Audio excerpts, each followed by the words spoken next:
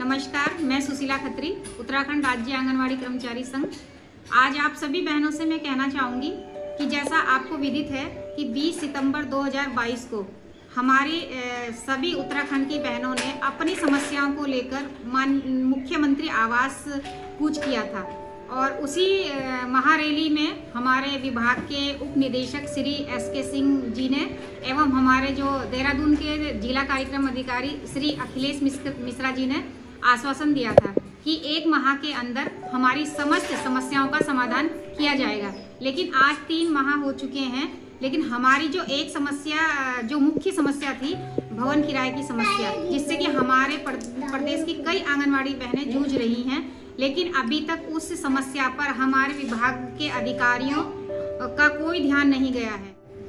आज जो वर्तमान की स्थिति है, हमारी आंगनवाड़ी बहनें जिनके भवन किराए पे चल रहे हैं, उनका जो मकान मालिकों का भुगतान है, लगभग किसी बहन पे 50,000 रुपये बकाया हो चुका है, किसी बहन पे 60,000 रुपये हो चुका है और आप ये लगा लिए कि 9,000 रुपये सैलरी है आंगनवाड़ी कार्यकर्ता की और उसमें से भी 4,000 रुपये वो भवन किराए पे दे रहे हैं, 5,000 रुपये उनके बचते हैं। अब वो कैसे अपना घर चलाएंगे इस स्थिति में, आप खुद सोचिए।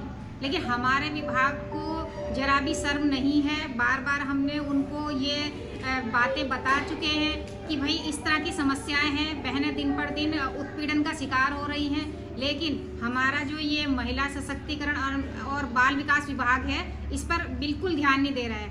अभी हमारा 5 दिसंबर को हमारी सभी बहनें निदेशालय में उपस्थित हुई थी और निदेशालय में जो उपस्थित होने के बाद वहाँ पे हमारे जो उप निदेशक महोदय थे वो छुट्टी पर थे, उनसे हमारी कोई मुलाकात नहीं हो पाई।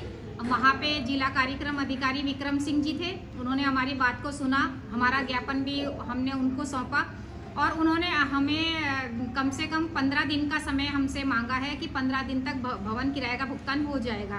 तो हमारी बहनों ने जहाँ इतना सब्र किया है, वहाँ वो और भी सब्र करेंगे और 15 दिन बाद हम फिर विभाग से संपर्क करेंगे। अगर विभाग इस बात में गंभीरता से विचार नहीं करेगा तो मजबूरन होकर उत्तराखंड की आंगनवाड़ियों को आंदोलन के लिए बाध्य होना पड़ेगा, जिसकी जिम्मेदारी हमारे विभाग की होगी और सरकार की होगी।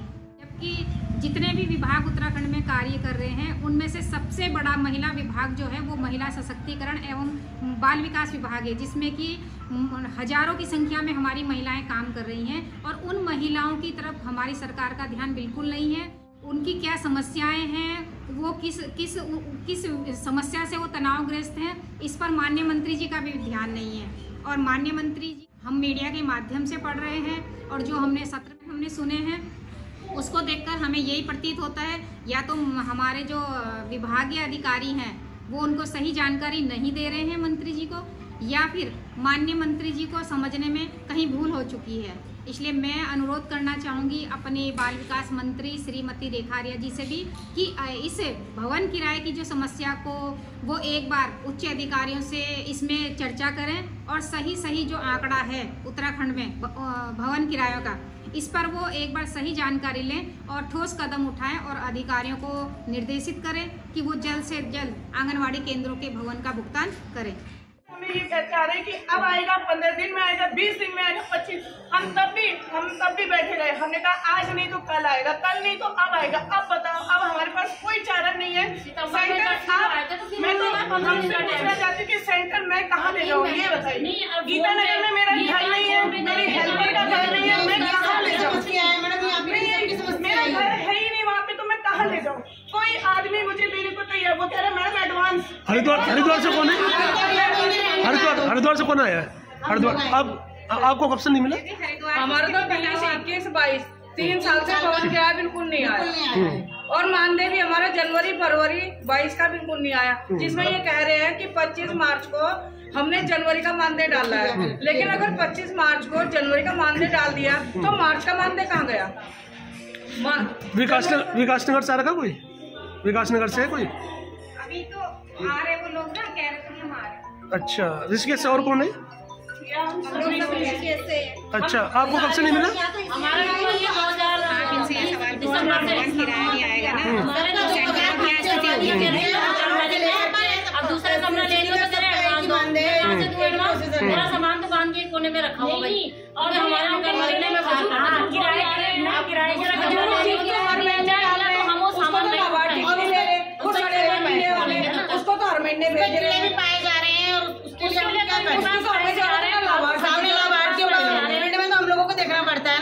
इतना टाइम से जो है भवन किराया नहीं मिला, अब आगे क्या है, मतलब आगे कैसे रहेगा? 2020 से हमारा भवन किराया नहीं आया, आगे का क्या रहेगा, मतलब ऐसे चलता रहेगा? क्योंकि वो तो जो है बाहर कर देंगे आपको।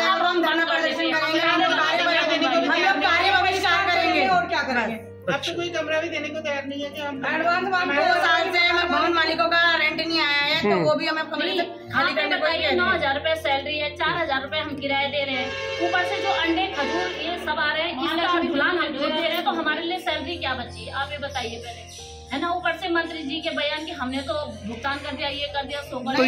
यहाँ पे विभागीय अधिकारी से मुलाकात हुई आप लोगों की? यहाँ पे हाँ जी, पहले हुई थी डीपीओ सर से। नहीं, आज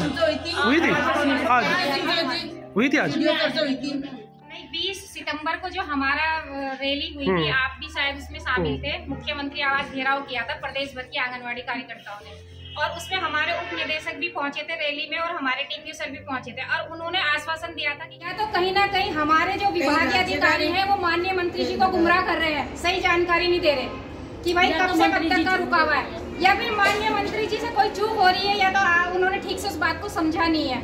क्योंकि हमारी जो बहनें हैं 2 साल से भवन किराया उनको नहीं मिला। आज सारी बहनें निदेशालय में इकट्ठी हुई हैं, और इन्होंने अपनी पासबुक लेके अकाउंट नंबर लेके आ रखी है, उसकी भवन किराए की डिटेल लेके ये आ रखे हैं। अगर माननीय मंत्री जी के बयान सही है जो उन्होंने सत्र में दिए, या फिर अधिकारियों ने जानकारी जो उनको दी है माननीय मंत्री जी को, आप उससे मिलान, हमारी जो आंगनवाड़ी बहन है उनके अकाउंट से उनको मिलान कराइए, फिर हकीकत पता चलेगी कब से कब तक का नहीं आया। तो आज मजबूर है सारी बहनें यहाँ निदेशालय में आने के लिए। अच्छा, 1 महीने का मानदेय गड़बड़ करा, वो इन्होंने दूसरे अकाउंटों में ट्रांसफर कर दिया। किसी को कहते कि 2 महीने का आया, किसी का 3 महीने का आया। जब अकाउंट डिटेल 1 महीने का दिखाया तो आप 2 महीने लगी